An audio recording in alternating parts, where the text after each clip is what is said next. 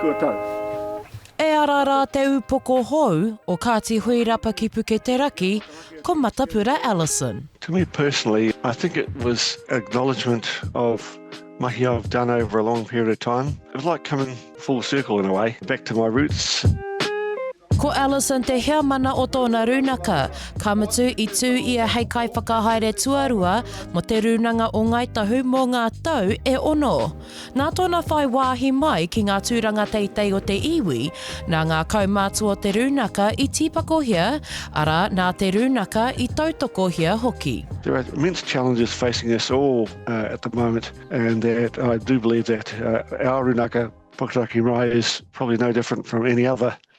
One, in being relevant, two, in meeting challenges that have ensued within the term of this coalition government and the suite of legislation which they have initiated. I feel we're looking down the barrel of that anti-tiriti sort of element.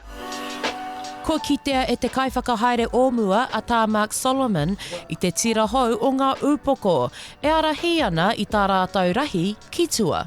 He's got an awesome ahua about him and he's a host. He hosts people. But I think Matt's also very even in the way he operates. This new generation's a lot more technology-wise than we were in my generation. But no matter where I go across the country now with iwi, you can see the new generation is taking the hāpai. Welcome, Matt. It's good to see you there.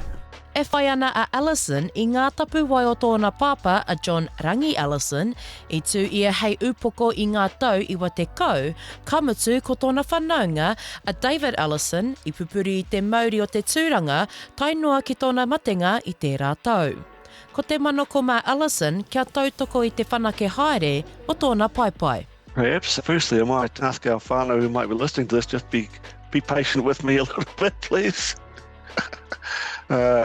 Because I am aware of the big shoes left by my cousin David. I want to work in partnership with our kaumātua. I think supporting that leadership is an important part of it as well. And in our own community, being a voice for advocacy in our community here in Karatani, Waikato and the wider Dunedin area. Shakayla Andrews-Alapaki, Tahu News.